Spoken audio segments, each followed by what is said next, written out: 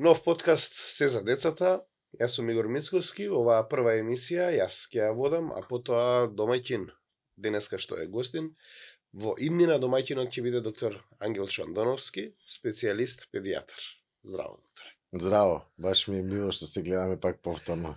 Се познаваме долго време, Много бевме заедно во телевизија Сонце дека работев, таму бевте наш гостин, а денеска овдека ќе започнеме со една нова серија на емисии во делот на Се за децата. Тоа е вашиот портал кој што е повторно активен и каде што можат граѓаните да дознаат се што ги интересира за нивните деца, односно родителите.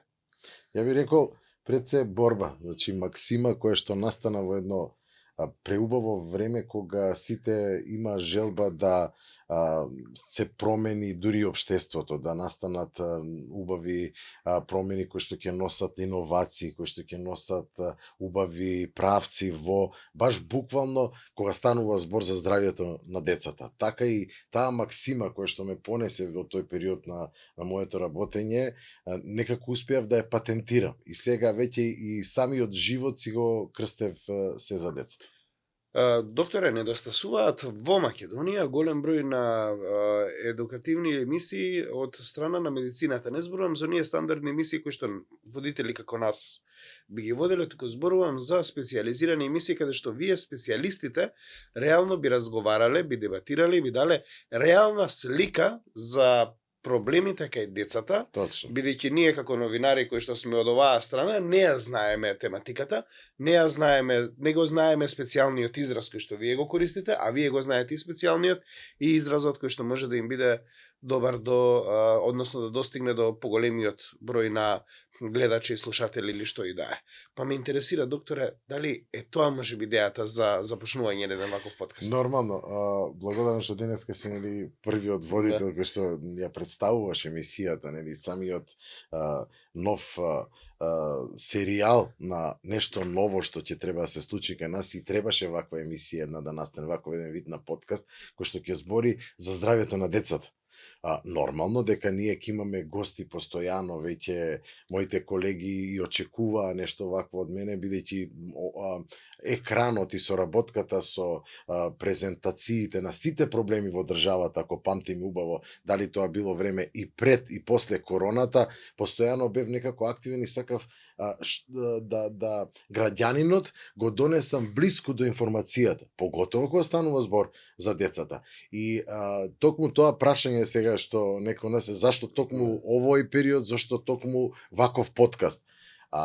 Единствено нешто што недостасува, па ќе кажам буквално кај нас, е превенцијата, односно вистинската информација која ќе допре до родителот кога станува збор за децата, или до пациентот и да се говори на еден разбирлив начин. Ние медицината, како специјалисти, многу убаво си ја знаеме, многу баратаме убаво и со медицинската терминологија, која што нормално ја учиме и сме обучени за такво нешто, но потребно е приближување на лекарскиот свет, односно на медицинарите до граѓаните. Секој сака, знаете дека кој ќе седнеме, дали е тоа на некаква си средба, кафе, муабет или слави или седенки, обавезно за здравје, темата никако не изостанува. Токму тоа ме поттикна после толку долг период, иако благодарение на вас медиумите постојано бев присутен на екранот и у некои моменти се замислував нели од таа страна, па така и настана идејата да покрај што бев колумнист, станав член на Сдружение на новинари на Македонија. Некој сакав истражување, сакав екран, сакав експозе, токму заради некако да сме им навистина прва рака или прва помош на граѓаните кога е потребна и достапна информација. Иако ти многу убаво ме знаеш дека се трудам и успевам се уште да им бидам постојано на располагање на родителите, на моите пациенти, баш буквално во секој момент кога ќе имаат некој проблем. И фала му на Господ, тоа и така ќе продолжи уште долго, се надевам. Доктор, вие сте специјалист по педиатрија, но она што е кај вас во моментов актуелно е тоа дека сте буквално мултидисциплинарен во сегментот за децата, почнувајќи од педиатријата преку менталното здравје, па до сите оние специјализации. Јас се прашав претходно дали сте субспецијалист, вие ми рековте не, но сте доктор на науки. Да.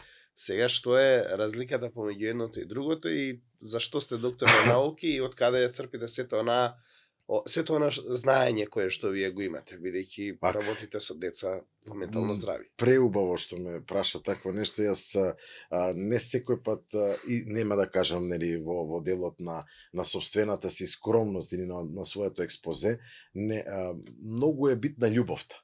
Таа љубов кон сите деца, а буквално кон човек. Значи, сакав да ја промовирам со тоа што ќе читав многу, ќе знаев, мојот татко беше хирург, мојата мајка акушер, значи, постојано бев во допир со медицината. Тој допир со медицината не само што ми даде љубов кон медицина, него и кон луѓето. Сакав сето тоа да го на некој начин кулминирам и да станам сестран, буквално за да можам да офатам и повеќе подрачја на медицината. Нормално треба да знаеме дека најбитна работа во медицината е постојано одржување, постојана континуирана медицинска едукација, постојан контакт со лица кои што прават и работат на научно-истражувачка дејност, поготово медицина, и новите информации кои што, еве ќе кажам сега во новава ера на модерно живење, веќе и самите заболувања некако се изменуваат и се менуваат и добиваат нова форма. Значи да, ние како лекари работиме постојано на еден ист модел, ќе кажам, но сето тоа веќе со новиот начин на живење, новото модерно општество дојди до промена, па и дури на самите дијагнози. Можеби дијагнозата е таква, но причинителите се безброј и се мултиплицираат. Токму самиот момент кој што ми иницираше за да станам доктор на науки, тоа што го спомна ти, сакав и оној дел каде што ќе кажеме сите ние кои што убаво го познаваме и го следиме општествениот раст, развој и тек, поготово на сите процеси. Не говорам само за процесите кои што се во прагма потребни за иновација или моделирање на едно ново општество кое што ќе биде функционално, ќе кажам и во текови кои што ја кројат таа политика, поготово здравствената. Сакав да земам еден тертип на докторат кој што ќе биде менаџирање на здравствениот систем. Значи, буквално, како што сум учествувал и претходно у некои процеси на тоа моделирање или кога сакавме, ќе се навратам на тоа време, јас и ти, кога почнавме да говориме за еден вид на ново општество, нов вид на потреба од практично општество, корисно општество, кое што ќе биде буквално за граѓаните, јас ќе се навратам и ќе кажам дека сега тоа сакав да го направам, да повторно се разговара за тоа. Значи, здравството е потрошувач, но може и да биде човек кој што може да биде и сегмент кој што и генерира средства. Па тука знаеш дека сме имале доста теми кога стануваше збори за јавното приватно партнерство во здравството, како лекарите може да се стимулираат и така натаму, така да го истуркави тој тек и тој процес макотрпен за да станам и доктор на науки. Докторе, во ова денешно време на интернет голем број од граѓаните посегнуваат по Google, сега чат GPT им ја и вештачката интелигенција некако го приказна за наоѓање дијагнози. Дали можеби и тоа ќе успееме да го намалиме кога вака докторите ќе излезат реално пред јавност и ќе може да ги разговараат темите со граѓаните, бидејќи најчесто овие алатки кои што не ги нуди новото време, така наречената вештачка интелигенција, прави некоја компилација од повеќе информации ги дава како реален резултат. Денеска дури пред да влеземе овде кај јас поигрував со чат GPT, му поставав разни прашања за дијагнози, релативно солидно ги одговараше со моето незнаење. А не знам вие како професионалци кај ќе ги најдете проблемите. Чат GPT на крај ќе ти каже само да знаете дека јас не сум медицинско лице. Тоа да го знаете, не? Прекрасни се овие алатки. Ја ќе кажам дека екранот е прозорец кон свет, но зависи кога, во кое време и за кој намен. Ерата на модерното живење кој што ја спомнавме пред малку, ќе кажам дека буквално мене како специјалист, како лекар кој што ја работи една струка која што е посебно интересна во оваа буквално деценија, и затоа е наречена и деценија на менталното здравје.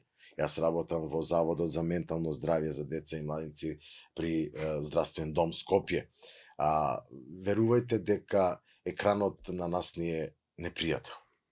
Кога станува збор за здравјето на децата, во мала возраст, во развојната возраст. Значи, таа развојна скала порано никаде не стоеше постоење на екран. Постоеше, ама ние него ни гледавме екран. Тој беше се користеше кога требаше да гледаме светски првенство или некој кајубојски филм или Мечето Ушкоеве, јас ќе го спомнам од моето живење и после си легнувавме. Немаше сега седење пред екран долго време, имаше игра, имаше топка, имаше фудбал, имаше трчање, имаше качување на цреш, имаше други. Сега тоа нашите деца го немаат.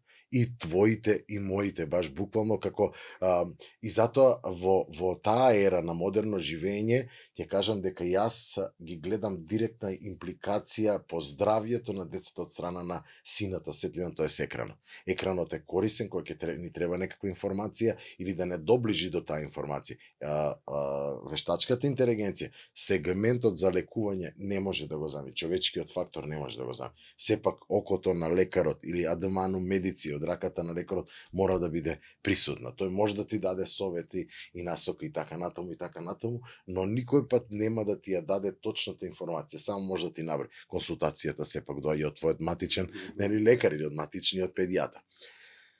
Ајде само да се навратам кон тоа што го начнавме веќе еден вид на тема која што ќе ми беше денеска и цел малку да ја допреми, иако сакам да збориме за повеќе сегменти за да сватат и гледачите и луѓето и сите оние кои што ќе бидат гости, а веќе знаеш, нели, се најавија доста дека очекува да бидат поканети токму заради ова нешто ново, кое што сите сакаат денуово да се случува. Ерата или деценијата на менталното здравје. Огромен проблем на деца првично со говор. Огромен проблем на деца со појава на аутизам кој што досега не бил или не е можеби регистриран. Огромен проблем на деца кои што паѓаат во делот на способностите во училиштето, односно со училишните потешкоти им се јавуваат. Проблем со деца со депреси, психози и ред други работи кои што офаќаат и педијатриска и психијатриска гранка. Значи, затоа и викам менталното здравје. Нормално, ќе речам дека се уште и светот, сите најнови информации кои што пред малку ги спомнав јас и ти, на некој начин гледа да го абсолвираат проблемот за да може што побрзо да се стигне до решението. А дали ќе се стигне, не знаеме. Сепак е потребен еден вид на усвојување како на светски, така буквално и на практичен протокол околу таков вид на третман.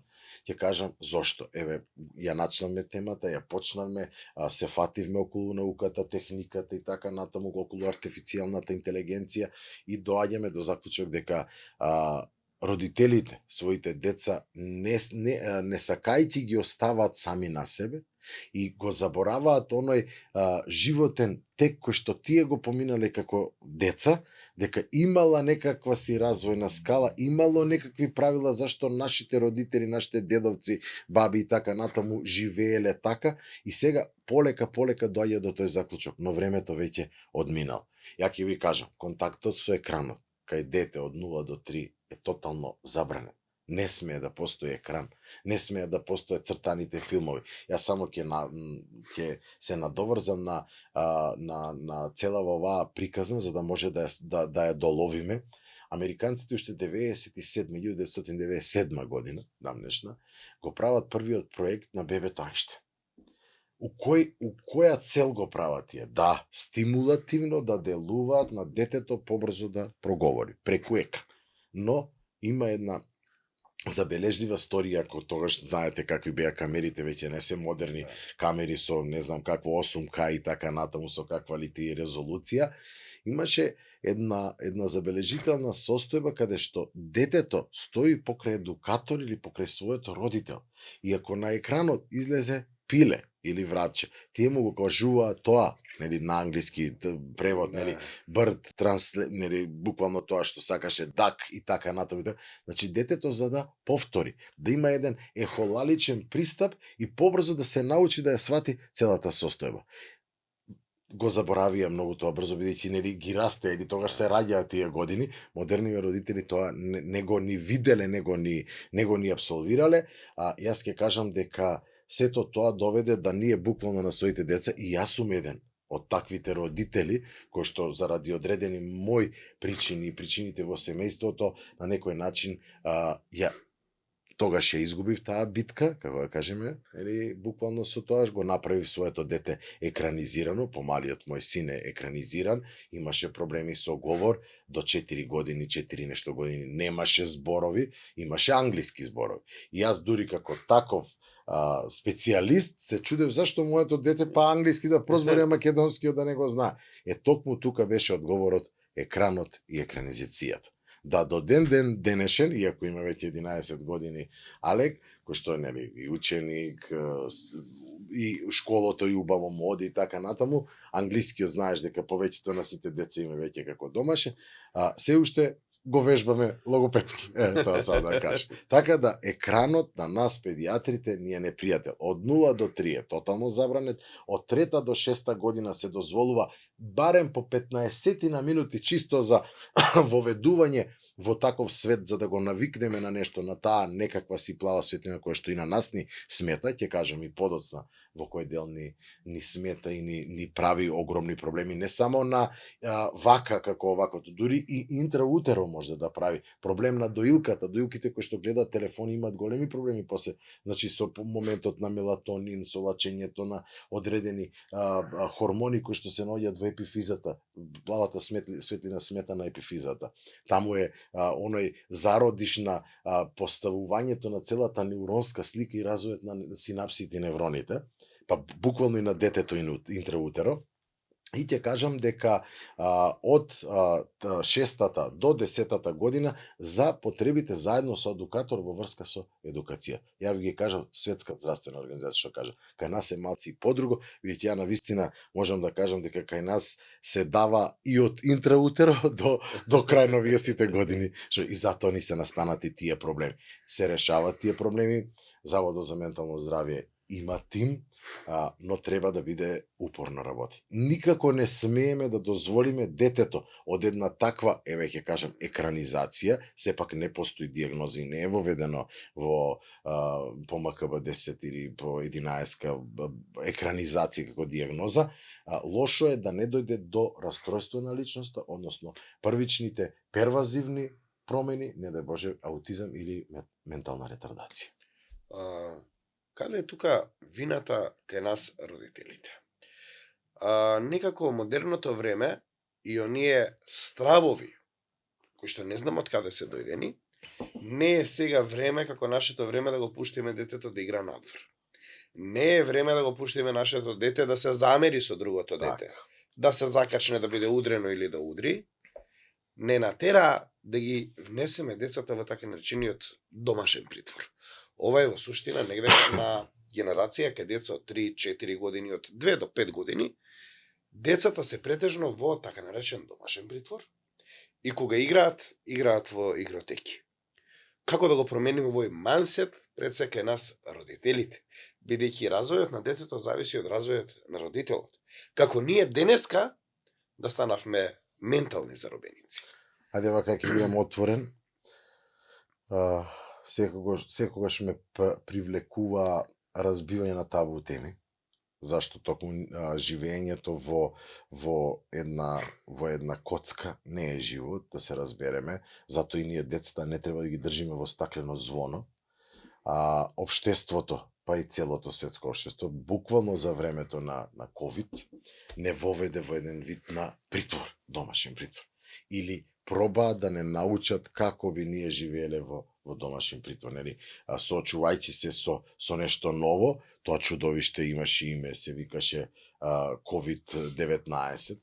За нас можеби смртоносен, бидејќи адаптибилноста и еволуцијата и имунолошкиот респонс на организмот требаше да бидат навикнати, можеби заради тоа отидоа толку многу животи, одзема самиот тој звер, како да го наречам COVID-19, но општеството место баш спротивно да не учи на создавање на колективен имунитет, кој што можеби јас ќе го напоменам во сфера на тоа дека организмот е способен да учи секоја клетка, поготово ние каков совршен организам сме создадени да бидеме, кој што нормално може да се квари доколку не се одржува, како и колите.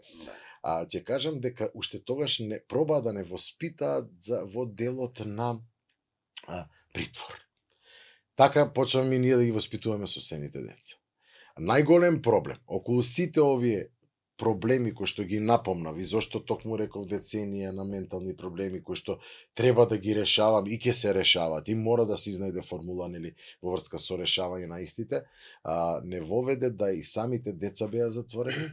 Нивниот млад организам, кој што реков и предмалку, не треба да биде затворен во стаклена зона, не треба да живеат во еден кјуб, во една коцка и така натаму, го доведовме до да и мајнсетот и на другите родители, еве и ние станавме асоцијални, тоа што рековте, дека и ние не сакаме веќе такви дружења, гости по дома и така.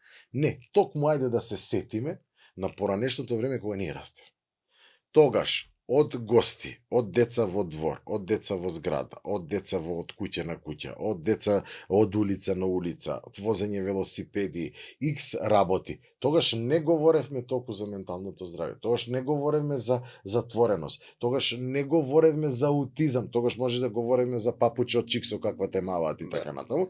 Нели, можеме да разговараме дека и самото тоа, таа борба на децата која што јас ја барам во својот протокол, ќе го објаснам и која ќе подискутираме понатаму, барам да детето биде социјализирано.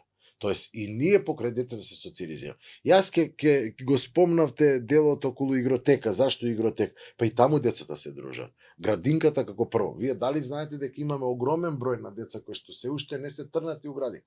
Јас ќе кажам моите деца овде од 9 месеци во градинка. Значи имаше еден момент кај што мораш децата да ги препуштиш да се борат самите во ова општество, да научат да се лактаат, како ние што викаме, за да си ја најдат својата средина или својот диаметар на делување. Само така, таквата игра, таквата отвореност, таквото шутирање топка, возење велосипед, тротинет, па паѓало, па рипнало, па нека паѓа, нека рипне, нема да се не искаже, мора да му ги дам. Сето тоа значи синапси, сето тоа значи развој на мозок, сето тоа значи качување и стремење кон правилната развојна скала, кон самиот правилен развој на едно дете. Неговиот организам, неговиот имунолошки систем, неговиот локомоторен систем, неговиот развој на сите органи кои што се потребни за да тој организам е здрав и на крајот менталното здравје како се. Такво дете не е затворено дете, такво дете не е повлечено дете, такво дете не е аутист. Значи ја пак сега ќе се навратам. Сите ние и во нашиот раст и развој и во тек поседуваме по некој, како да кажам, сегмент или дел од спектарот на аутизмот, кој што веќе 10 правила не некој ги спомнеме, некој сакал и со тоа да се подигрува, а не би се подигрувал со тоа, сакал 10 правила да ги воведе од спектарот на аутизмот, па ги дава како нели задача или како пример кој што треба ние како лекари да го следиме, да следиме дали тоа дете точно и е во тој спектар или не. И сите ние имаме по некој дел од спектарот, но не сме аутисти, така? Да. Другачие. Значи, сакаме да се социјализираме. Тоа е потребно. И првичниот борба, поготово на децата кои стануваат, што се збор сега што спомнавме за аутизмо, мораме, првиот и основен сегмент е социјализацијата. Нивната дружба, нивната отвореност, нивното досаѓање, нивното тепање, нивното закачање и така натаму. Па после нека викаат дека детето е АДХД, дека детето е вакво тако, ама нека не биде аутист. Она што исто придонесува овој сегмент кога зборуваме за дружењето, тоа е период на зимските месеци. Децата кои што се во градинка, еве сега јас зборувам на, како го викате тоа вие, на нос, ларингит или фарингит со засипнатост и на нос, синус и така натаму. Сега, например, е актуелна стрептококата како бактерија, која што во зимскиот период е многу популарна, било и во наше време, кога јас сум растал, кога вие сте растеле, ама не сме давале толкаво значење, туку напротив, сме се дружеле само кога сме немале температура. Така. Денеска, децата, дури им се забранува одење во градинка, доколку се покаже само позитивно на бриз дека има стрептокока. А детето нема апсолутно никакви симптоми и е целосно здраво. докаде дојдовме ние како родители, или во суштина дали ние сме во суштина да дојдеме во центарот за ментално здравје, а не децата. Значи пак истото ќе го збориме. Зашто пред малку реков, дозволете му на Каде детето... сме ние во приказнава како родители, значи се буниме. Да. Бараме од градинката децата ако немаат негативен бриз да не одат. А детето е здраво, нема никакви симптоми. Затоа што некое друго дете ќе разболело, па сега родителите ќе требало да додат по болница, а јас знам дека па годишно 2 пати сум завршувал во Косле. Да. И никој не викал. Ке се присетам и на тоа време. Видете сега, пред малку реков, ние нашите деца не смееме да ги оставаме по стаклено звон. Стакленото звоно само ќе допринесе до вакви работи. Тоест, да детето биде подложено на секаков вид на инфекција, да неговиот организам е фрагилен, да е постојано под, како да кажеме, некаква си терапија или потреба од терапија. Ќе кажам дека сето тоа го прави недоволното активирање на имунолошкиот систем. Мојата, да кажеме, слика уште многу поодамна како лекар сакав да ја базирам врз основа на поддигање на имунолошкиот систем. Подигнувајќи го имунолошкиот систем на детето е одбрана за сите болести во неговиот организам. Тоа дете, доколку е некое мирно дете, смирено и така натаму и затонено дете, тоа не може да биде дете кој што ќе има здрав организам. Одма да ви кажам тоа. Значи, неговиот момент на развојот на синапсите, на локомоторниот систем, на стимулацијата на имунолошкиот систем, како што пред малку и ви го на некој начин подобјаснив, не може да биде толку добар. Зашто сите прават фама од било каква? Знаете ли зашто? Зато е втората работа за која што сакав нели да го согласам моето постоење и развој како лекар, специјалист и како доктор на науки. Токму оној сегмент кој што го спомнавте вие. Зашто родителите се тие што се бунат? Па да, тие ќе отсуствуваат од работа, економскиот фактор е многу дип фактор кој што значи за многу семејства во нашава, поготово во нашава држава. Знаеме на кое ниво сме и така натаму, знаеме какви ни се платите, знаеме какви ни се примањата, знаеме кои ни се можностите да на некој начин можеме да заработиме додатни средства со кои што би ги непречено подигале децата, но тоа е друга тема, дали на децата треба да им се дозволи во еден одреден, и за тоа ќе имаме гостин, во одреден период од животот, дали да ги препуштиме сами на себе или пак ние да сме оние заштитници по кои што ќе завршиме во ментално здравје, нели?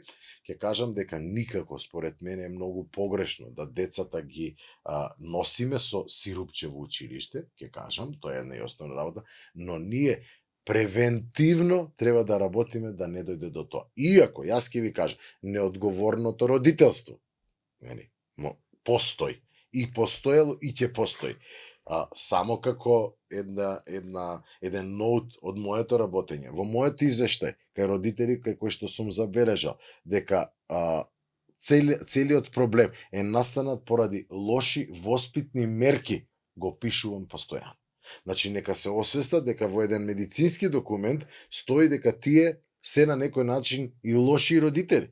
Значи, лошите воспитни мерки не смееме ние никако на нашето дете да му дозволиме да тоа не командува нас, а не да не го командуваме ние. Тоа дете се уште не ги разбира основните когнитивни потреби и работи, камоли да знае дека тоа ќе не нас раководи. Дали гледате сега на сите стики кај е мама таму и тато, и кај е тато таму и мама и така натаму и така. И тоа е убаво, но пушти го детето, таткото да се заигра со детето. Пушти ја мајката, нека се... А не, леле, немој ќе му стане нешто на дете. Леле, немој да го изнесеме надвор. Леле, загадено е. Да, загадено, не мора да идеме ние точно у току сатото колку што е загадено. Самиот проблем кога настана, знаете, со загадувањето на воздухот. Бев постојано присутен и се трудев да ја дадам правилната информација. Зашто? Ти своето дете не можеш да го изнесеш кога PM 10 и 2,5 частичките се у плафон.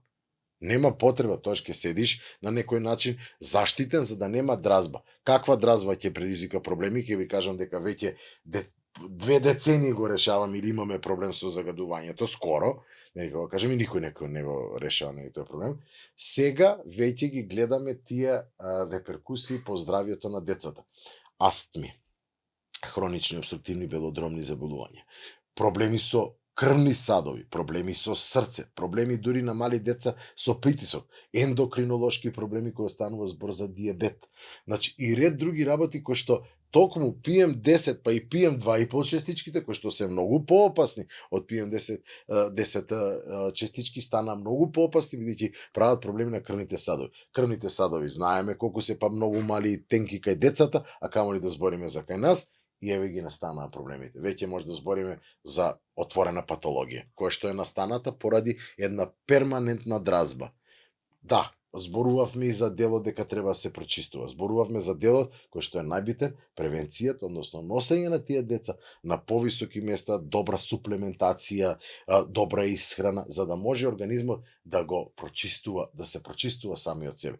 Учене и спремене секој организам на такво нешто. И сега, само како да се навратам за да ја појаснам целата ситуација, родителите треба да ги слушаат и следат токму оваквите препораки, токму оваквата задача која што еве денеска на некој начин токму на овој датум сме добиле задача за да ја создадеме и оваа идеја. Оваа идеја токму за здравјето на нивните деца. Нека и они малку не послушат. Не секој може да биде доктор, не секој може да биде адвокат, не секој може да биде добар војник, не секој, значи, но може да биде добар родител. Тоест родителите треба постојано да се подучуваат. Може да го прашаат и нели Gemini или да го прашаат ChatGPT и така натаму. Нека добијат барем некаква насока информација, па нека седнат, нека поразговарат, нека слушнат едукативни емисии и така натаму. Ме интересира нов проблем, фокусот кај децата. Не може да седи 30 минути на столче. Да. Ние, во моје време, ја не сум сигурен баш дека 30 минути сум седел на столче, а тоа не било проблем. Ама денеска е проблем. Ако е живо детето, е проблем, немирно, лошо, а кај нас, баба ми, дедо ми, па и моите родители, збореа живо дете, здраво дете. Тачно. Колку е поживо, толку е поздраво детето. Ама нас на родители ни смета. Очигледно, нашите деца да се здрави, па ние им даваме телефон. Пуштаме цртани филмови. Го кажеме пред го затвараме дома. Епа сега, докторе, дај да видиме нашата патологија како родители. Што правиме ние како родители и која е нашата насока како ние да се ослободиме од тој страв дека нашето дете може да се повреди. Бидејќи тоа е веќе ментален проблем кај нас. Многу сум радосен што се надоврзуваме, се надоболнуваме. Точно и прашањето, бидејќи како родители имаат сите прашања нели за тоа е страна, а јас како беше грнчар од грнци нема, нели, да се нашалиме. Баш апсолутно постојано се дискутира за тоа. Затоа и реков, неодговорно родителство, како и неодговорно чување на животни, така, на домашни миреничиња. Поврзаност постојана, како да кажеме, ситуации милион. Праше го Чичко Google, праше го YouTube, праше, не знам, се може да се праша нели нешто време. Но никако да се сослуши да се врати нели кон нормалата и за себе. Постојано тука имаме насока на грешна друштвена или социјална комуникација. Значи, ние ако сме пак ќе се само повторам, иако не би сакал да го кажам дека повторување корисно повторување, бидејќи повторувањето е мајка на сите знаења. Децата не смееме да ги затвориме. Секое дете кое што е живо дете не треба да му даеме шанса, не да го праќаме одма во завод за ментално здравје. Тоа е хиперактив.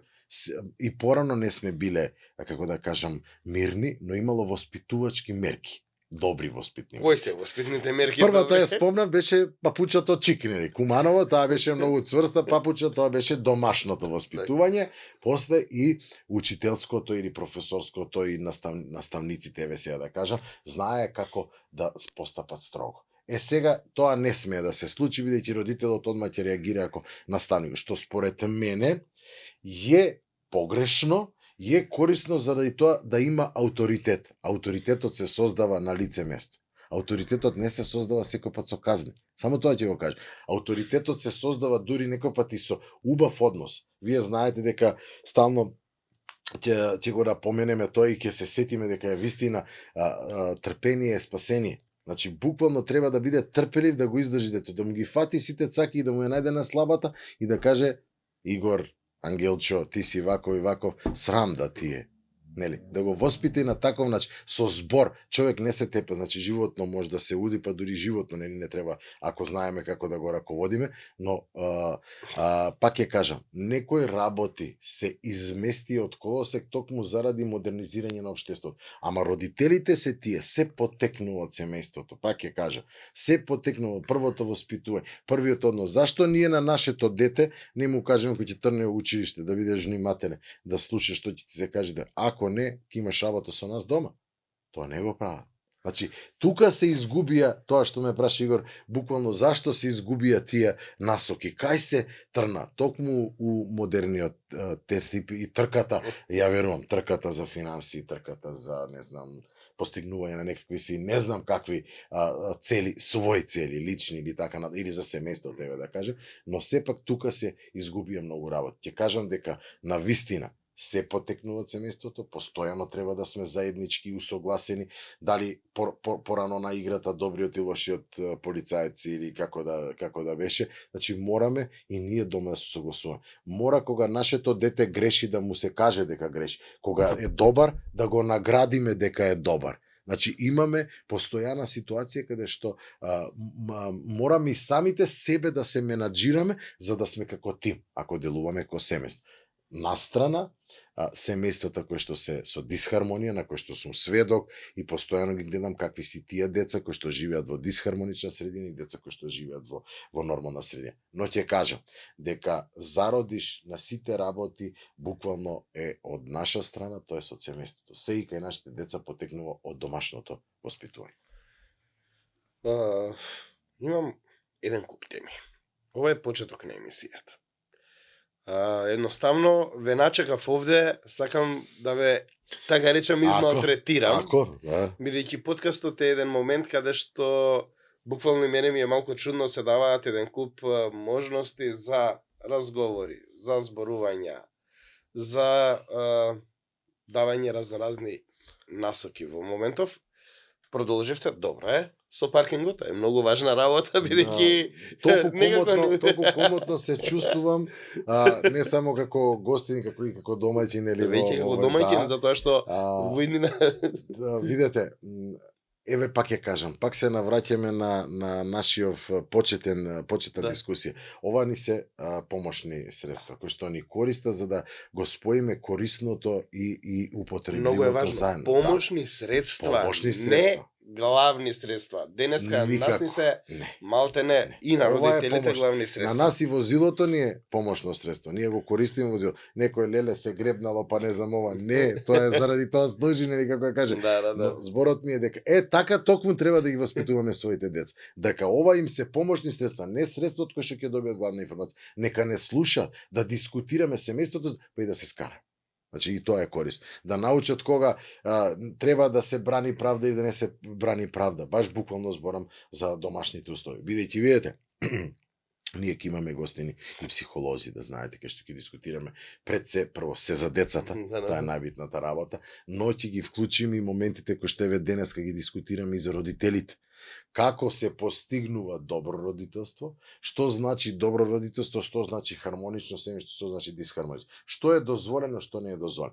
Видете, толку е засакав таа област, бидејќи Македонија не нуди опција за педопсихијатар, нели? По која што ја сега работам. Ја работам и педијатрија и психијатрија во едно.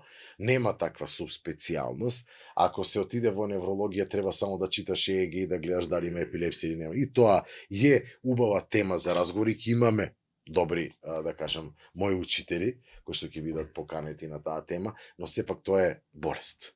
Нели, не е состојба која што треба да биде решаван. Ја ќе кажам и буквално еве за аутизмот. Иако прескакам од тема на тема, само ги доближувам гледачите и слушателите и сите на оние кои што им е потребна помош дека аутизмот не е болест. Аутизмот е нарушено пореметување на невролошкиот дел, на неговиот развој. Значи не е тоа болест. Да се разбере, далеко е од болест. Имаме функционален, имаме нефункционален аутизам, ќе офатим и таа тема. Работам многу по таа тема. Се трудам да ги вклучам и сите нови методи во третман на тоа, како да кажам, модерно пореметување. и така натаму. А за болестите, верувам дека ќе имаме многу гости, само онака погледна во тетратката како еден, како да кажам, ноут, педиатри, ендокринолози, невролози, дефектолози, логопеди, педагози, психолози, дури социјални работници, кардиолози ќе викнеме нели во емисијата, чисто кој ќе ја засегнеме таа тема, кој ќе дојде и време нели за такво нешто. Само да кажам дека сите луѓе се заинтересирани вистински да ја дадат информацијата и да се доближат до граѓаните. Дали преку ова емисија или буквално желбата е многу силна, ја верувам дека енергијата која што ќе ја ширам нели пред моите гости и тие ќе ја прифаќат да ова биде навистина дискусија која што нема ракавици, нема затвори, нема да збориме за одредени теми и така натаму. Делот кој што ќе треба да биде офатен е многу битен исто во идниве емисии кои што ќе ни се случуваат, ќе биде и правилната исхрана. Правилниот начин на суплементирање на тој млад организам. Пак почнувам јас се за децата, нели сепак децата ни се во фокусот. Тука ние учевме суплементација во суштина, како го се суплементиравме ние кај комшија да ќе одиме да крадеме цреш и ќе се качиме. Па ако не фатат, ако не ќе ставиме доволна количина на витамини. Ќе кажам дека и тоа беше корисно. И такви витамини и други витамини, али сето си имаше некој си правилен раст и развој. Ја не викам тогаш, можеби не се бележи или веќе на тие деца кои што имаа проблеми им се даваат други погрешни, пак ќе кажам, диагнози. Никој не работеше на тоа. Тоа беа сегменти или моменти кои што беа на некој начин недоработувани, не сработувани. Сега веќе навистина се посветува внимание и апелирам до родителите дека првичниот момент кој ќе го приметат, а тоа е делот на комуникација, дека отсуствува кај едно дете или говорот, веднаш да се јават на својот педијатар прво и да дојдат во Заводот за ментално здравје кај деца и намајци, да се разберем. Тоа е единствен завод во Македонија. Едниот беше во Битола, кој што сега, за жал, се уште не е екипиран со кадар, но во моментот во цела Македонија Заводот за ментално здравје. Во полн тим, со стручни лица, психијатри, јас како педијатар, дефектолози, логопеди, педагози, значи медицински психолог имаме, социјален работник имаме. Сите работаат да ви кажам, кој една убава, прекрасна машина која што функционира безпрекорно. Сите сме поврзани во еден наш тим, како да кажам, кој што работи и функционира безпрекорно. Секој ден се гледаат над 100 деца, може да кажам, зависно нели од временските прилики и така натаму, се си има своја улога. Јас ќе кажам дека родителот веднаш го поканувам, ако има било каков проблем, веднаш да се јави за да го што побрзо решаваме тој комплексен проблем. Сакам да прашам следно. Многу некако сме надвор. Има некои анализи дека децата би требало да поминат недека околу 5-6 километри во текот на денот, за да направат здрав развој на својот ментален склоп. Ова го слушнав од неколку доктори кои што за жал не го слушнав од наши македонски доктори. Затоа фалеше ваква емисија. Затоа недостасуваше. Не недостасува ваква емисија, затоа што кога ќе се вратиме назад во времето, ние сме поминувале по десеттици километри несвесно. Затоа сега можеби се појавува проблемот со децата, не ќе да ми спие навечер, не ќе да ми спие преку ден. Дома ми бесне, малте не ќе се качи на лустер, има премногу енергија скока од кревет на фотели, од фотелија на кревет. И тоа е убаво. И тоа е убаво. Тоа се сложам. Да, ама прашањето е како нели да се тие домашни мирничија па се и во чошири у кафез, нели тоа не долази во обзир. Да, тие 5-10 километри како да ги поминеме во текот на денот во ова денешно општество, кога тоа значи најмалце 4-5 часа надвор игра. Зашто се израдував кога спомна скокање, рипање, па кршење, па не знам, го скршите ли се шал. Се е тоа, нели, во доменот, пак на она што го изразговаравме, дека воспитувањето е многу битно. Значи, нека си игра, нека рипа, нека скока, дај да не направи штета. Тоа е, нели, моментот кој што, на дете не може му кажеш увек, па тоа е, се десило, нека се збие, како викаме ние на тоа, нели, и така над.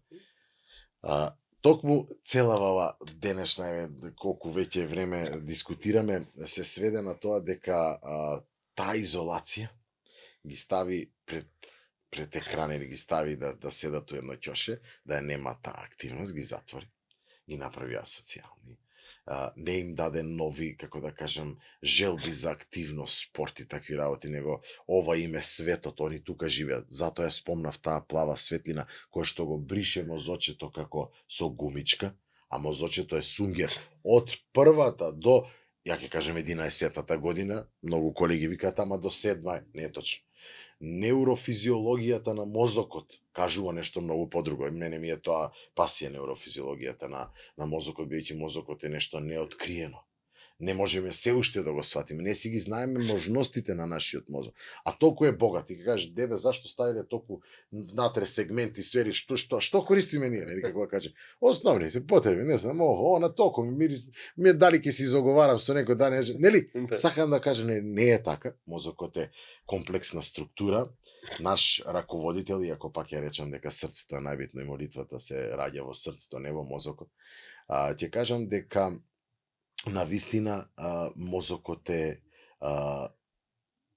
орган кој што како најбитен сегмент во делегирањето и задавањето на сите задачи на нашиот организам, веќе го спомнем и локомоторниот, движењето тука, у некој дел, некој центар на мозокот, они ни го супримираа со таа плава светлина. Ни го ништат кортексот. Ги ништат тие аксони, тие врски, тие синапси кои што се потреби. Дете ако мрда, ти пред малку рече е здраво дете. Детето само ако има раздраган е здраво дете, на него целиот систем, зборам, лимфен, локомоторен, нервен, му мрда и тоа е активност, тоа е струја. Зашто правиме, ќе ги спомнам сега и сите анализи кои што обично ги правиме и во Заводот за ментално здравје и ги назначуваме кога да се направат, е снимањето на мозочето, односно правење на едно ЕЕГ. Значи, таа енцефалограма, значи тоа ЕКГ на мозокот, еве по пластично за на граѓаните, е многу битно каква е функцијата на мозокот, каква е функцијата на тие синапси. Кај деца кои што се екранизирани, тоа е ЕЕГ, личи на дете со епилепсија, толку ексцитиран. Дури за терапија, значи таа екран, таа светлина го престимулира како нешто ностоп постојано да го ти боцкаш, но не кон добро, него кон сузбивање на таа синапса, му е ништи синапсата, значи да не пренесу, значи тоа дете останува омлитавува, тоа дете нема, а е целото ексцитиран. Нема фокус, го спомнавме фокусот, да се надоваржеме и да објасниме, го снемува фокусот кај тие деца, тотално се незаинтересирани, живеат во тоа плава светлина, живеат во тој свет на пиксели, и тука застануваат. И тука ретерират и некомуницирањето со родителите, неодавањето важност кон тоа дете. Знаете како? Пак ќе кажам, детето треба постојано да го малтретираш, бе. Але, Андреј, моите ми се дера добро бе, што викаш, мораш да го разбудиш, нели како да кажеме. Тоа не задачата на нас како професионалци во Заводот за ментално здравје да ги будиме тие деца, веќе тие деца се буквално заспани, иако имаат ексцитирано ЕЕГ, кое што е многу проблематично, кое што дури заслужува терапија. Не, заслужува терапија. Тотално отстранување на екранот. Затоа ги нема тие 10 километри. Затоа зашто нема интерес, затоа зашто нема фокус. Тие деца подоцна се послаби на училиште, се немирни па станува, значи он нема фокус да го задржи на тоа внимание порано, освен воспитните мерки, нели што ги спомнавме. Немаат задачи и авторитет за да него го заинтересира, него он сега да седне тоа сето да го прочита. Нема интерактивна настава, значи он го бара секаде екранот. Знаете дека зависноста што е предизвикана од екран е буквално како зависност од одредени опојати.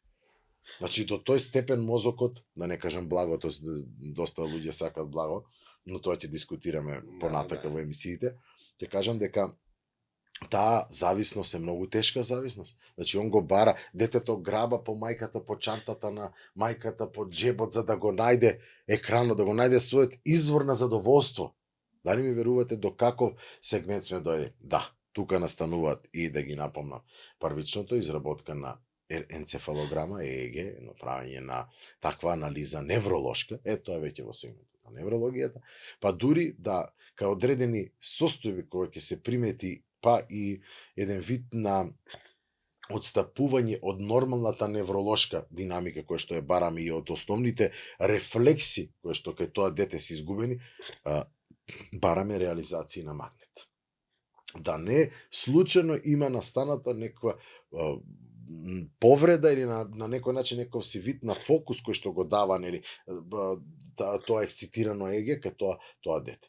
И сега тука се надоврзуваме, овие деца кои што имаат проблем со затворениот свет или со светот на длабоко нурнување, светот на аутизмот, тие деца имаат проблеми нутритивни, когнитивни, значи тие деца, да знаете, носат пелена до касни години.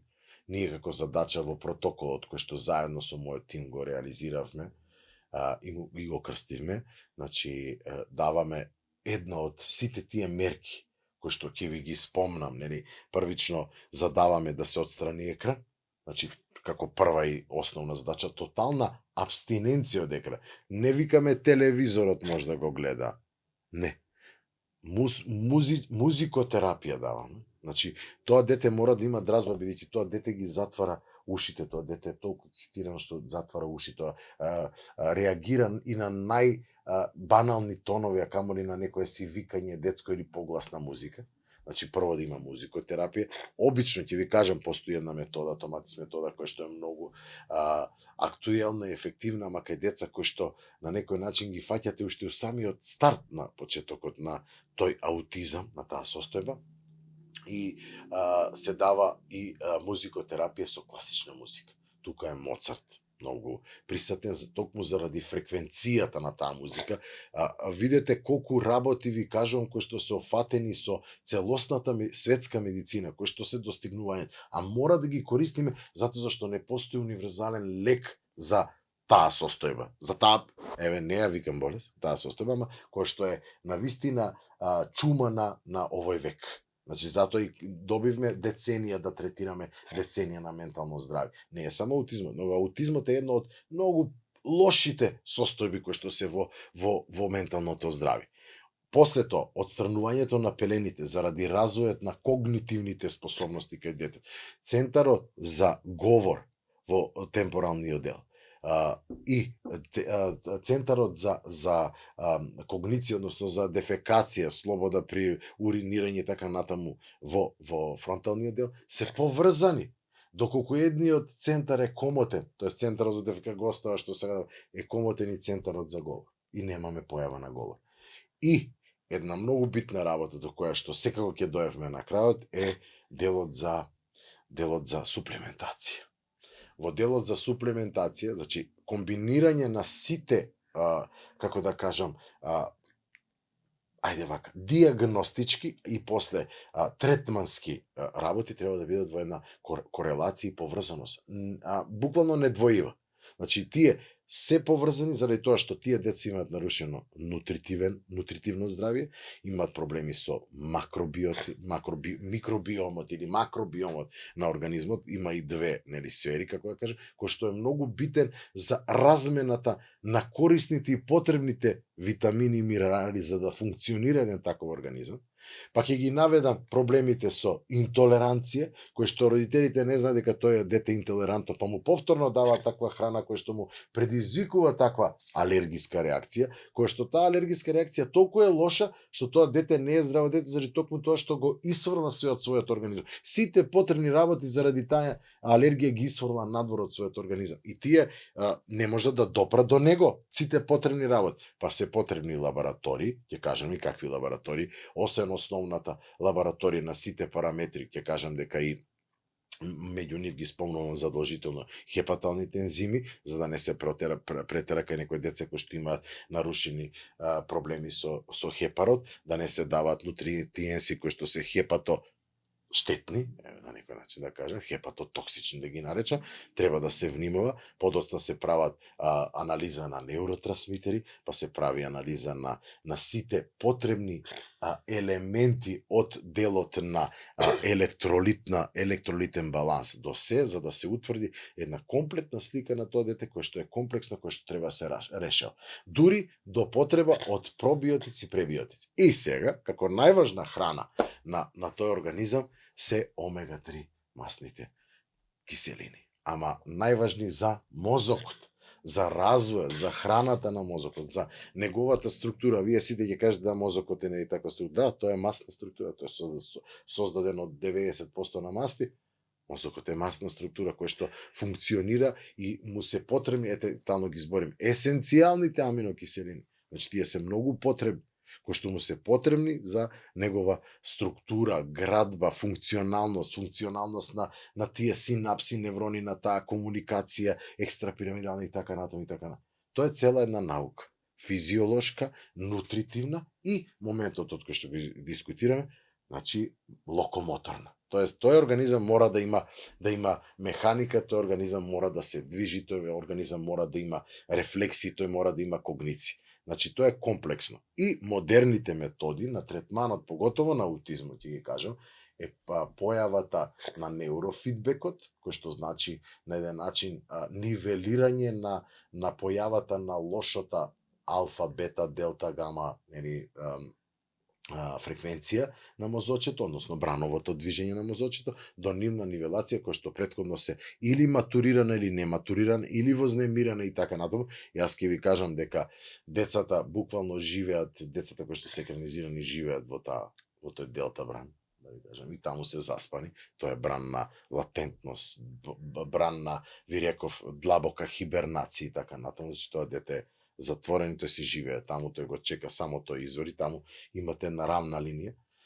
И една нова метода за која што светот одавна дискутира, ама ние знаете малку доцниме секој пат во врска со светот, е транскранијална магнетна стимулација.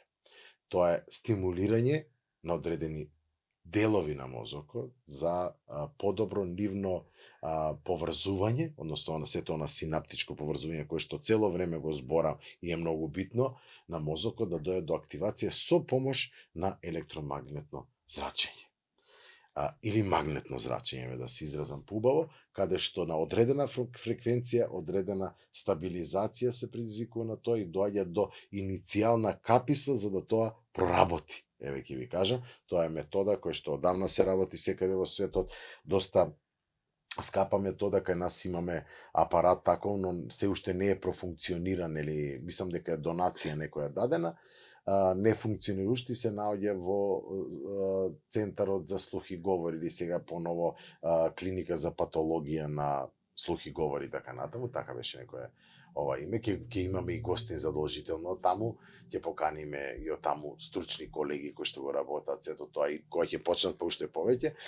Намерно го напоменувам сето тоа затоа зашто сите луѓе кои што имаат проблеми со вакво нешто бараат излез. Јас само ќе кажам дека и ние колегите од овој свет, затоа реков пред малку, кој што кај грнчар од грнци нема, и ние сме, например, да кажеме, фела кој што е доста засегната со проблеми кај своите собствени деца, од делот на проблеми со говор, однесување, проблеми во училиште, до аутизам. Значи имаме доста колеги кои што има деца со аутизам, но тоа е некоја друга тема.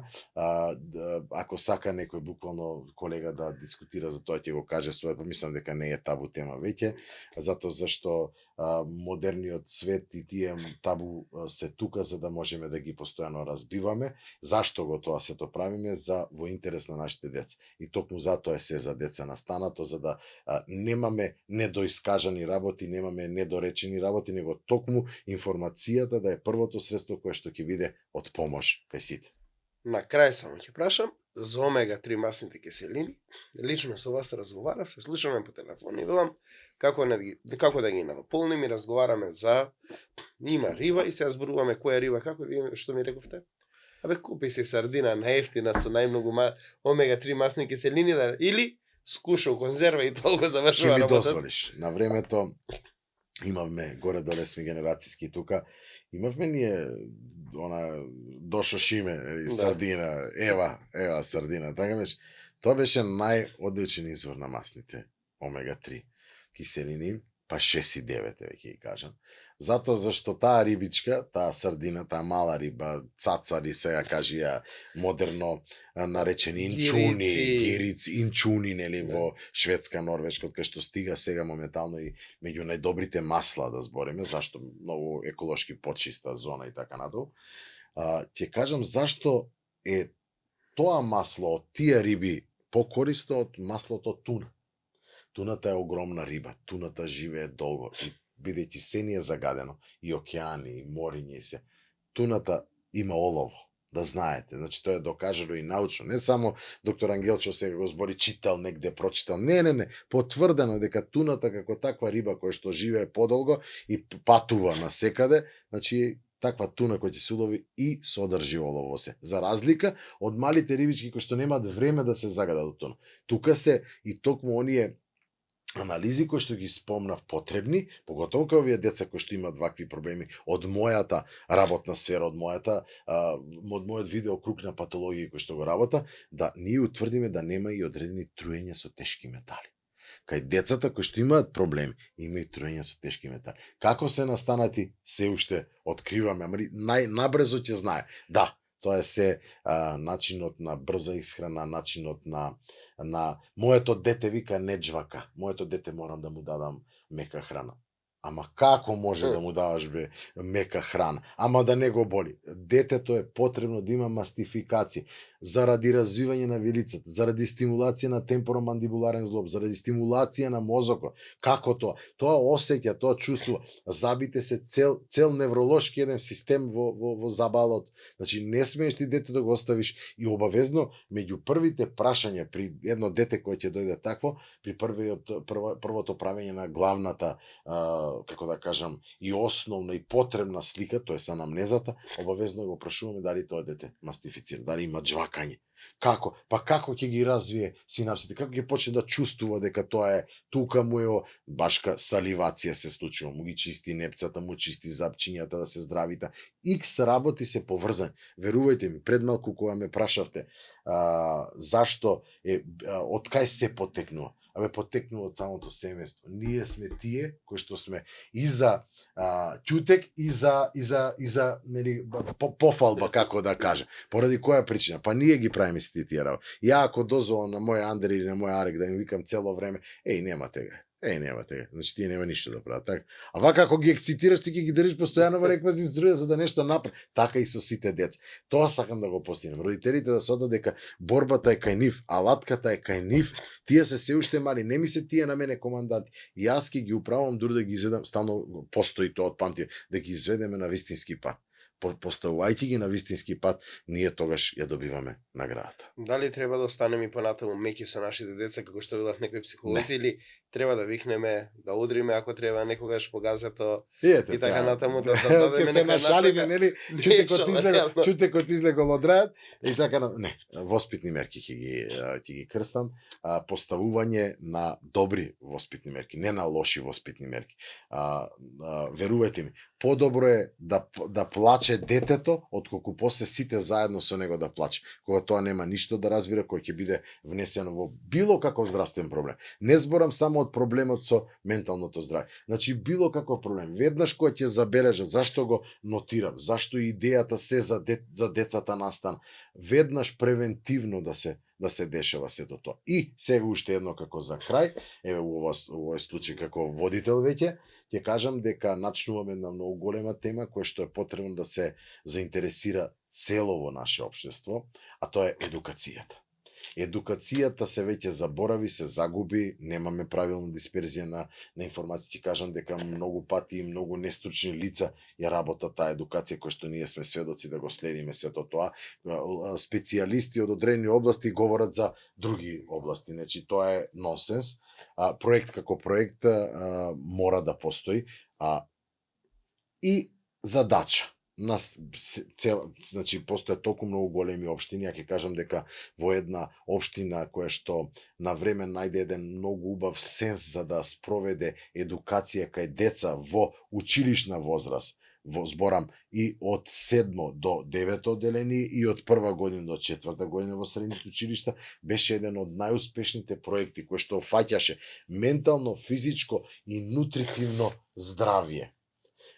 Таков проект ден денеска се говори во таа средина, во таа општина, ќе ја кажам, пошто мислам дека ќе го имам и за гостин човекот кој што е одговорен за сето тоа.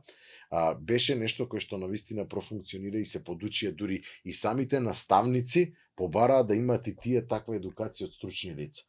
Пак ќе кажам, задача на градскиот татко, задача дури и на министрите кои што се за труд, социјала, здравје, значи да почнат со одвојување средства за најбитното нешто, а тоа е превенција. Да не трошат после средства огромни за третман на тие состојби, било какви да се, поготово кога станува збор за децата, тоа се нашата иднина. Ние за децата не треба да заборавиме ништо. Ние треба да ни се прво нешто и токму се да правиме за нив. Вака гломазен сум, голем, поради тоа што сум мераклија на јадење. Да поставам едно прашање за една салата која мајка ми покојна многу ја правеше. Тоа беше риба сардина изгмечена со жолчка од јајце, па ставена во белката од јајце и малку мајонез во незе. Што тоа значи за мозокот? Тоа значи добра храна за мозокот, да мора да биде потрошена. Таа да ти кажам, очигледно ја и ти некој пат грешиме неге.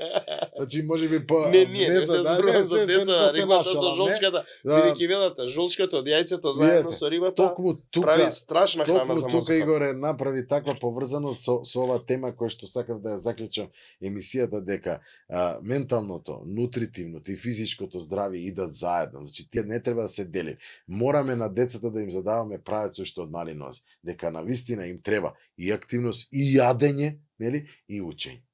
Оваа салата која јас ја споменав, мајка ми покојна не беше доктор. Ја научиле, ова е стара некоја салата која се правеше многу често во делот на еднаш неделно имаше така јајциња ќе ставиме ние од страна, малце душичка. Исхрани на детски организам дека е многу битно јајцето. Знаеш по колку јајца се јадат, нели, поготово билдерите. Да јадат повеќе. А види, навистина комплексна тема кој што ќе биде офатен и ќе се работи со човек кој што се разбира многу нутрицијата. Јас постојано читам, јас сакам нутрицијата, гледам да живеам здраво. Веќе знаете дека и ќе офатам тема понатаму и дека толеранцијата на алкохолот веќе не постои толерантна доза на алкохол. Тоа го слушнавте и од Светската здравствена организација и така нато. Количеството на поготово кај луѓе кои што се пречувствителни на хиперхолестеремија и така нато. Значи тоа е еден зачаран круг во кој што не смееме да се впуштиме или ќе го наречеме Х синдром. Ќе кажам, не секој човек кој што може тоа или има некаков си недостаток може да го прави. Но секој здрав човек, кој што сака да биде здрав, кој што живее ваков или таков живот, кој што е активен, треба да си приушти физичка активност, која што е многу битна. Прошетките, ете тоа ти што го спомна, зашто родители, ние нашите деца ги воспитуваме од мали за да шетат како во количка, после го водиш шетање. Количката се забранува стриктно. Не постои више оно оправдување, абе зашто си го зел релаксатор? Бебето не треба да е у релаксатор. Да се разбере. Кој се релаксира? Мама се релаксира или тато се. Ке ги начнеме тие теми. Многу се интересантни, ке ви кажам и зашто е целосното значење на тие. Јас само сега нафрлав некои работи, кажав секакви дисциплини на лекари ќе бидат поканети, но и ќе кажем уште нешто. Да се пишува отворено од страна на гледачите што ги интересира и која што тема ги интересира за да биде сеофат. Па дури зборам од игла до локомотива. Се за децата точка com.mk, да. Е сајтот кој што може да го отворат, да го видат, да искомуницираат со вас, да постават прашање, телефонски број, а во меѓувреме јавно ќе кажете кога ќе започнете со емисиите, за да може да ги постават собствените прашања и би било убаво да ги најавите гостите за да дадате на насока, бидејќи интеракцијата со гледачите е многу битна, бидејќи ние сите како родители сакаме да поставиме повеќе прашања кон повеќе доктори и не секогаш сме задоволни од одговорот на еден доктор. Видете, вие бевте денеска сведок кој што сакавте се да не искористите, не може така, мораме тема по тема се шаламе, етапно решавање на проблемите, генерализирам пристап кон сите работи, затоа и ги барам на некој начин ќе се отвори и Инстаграм, нели, како да кажам, страница, или да ја крстам, ќе се отвори Facebook страница каде што слободно ќе се нафрлаат сите прашања, буквално за да ние ден по ден и ќе си ги најавуваме во догледно време и гостите кои што ќе бидат и која тема ќе биде офатена. Во почеток, ја ќе кажам само, давајте, нека дават што повеќе сугестии, ние сме отворени како и за совети, така и за сугестии. Благодарам. Јас тука не дека ќе благодарам, и ќе му заблагодарам на господинот Сашо Маневски, односно неговиот канал Нов Асном. асоциација за сенационално обединување на македонците, нешто што би требало да биде иднина, сега не зборуваме за македонците како македонци, туку македонски граѓани, и докторе, како луѓе кои што многу се грижите за Македонија, не предпоставувам, туку сум сигурен дека ова ќе биде вашето студио каде што вие ќе ги водите вашите емисии. Уште еднаш благодарност до Сашо Маневски кој што буквално ни ја дава оваа можност. До гледање, останете и понатаму на овој канал.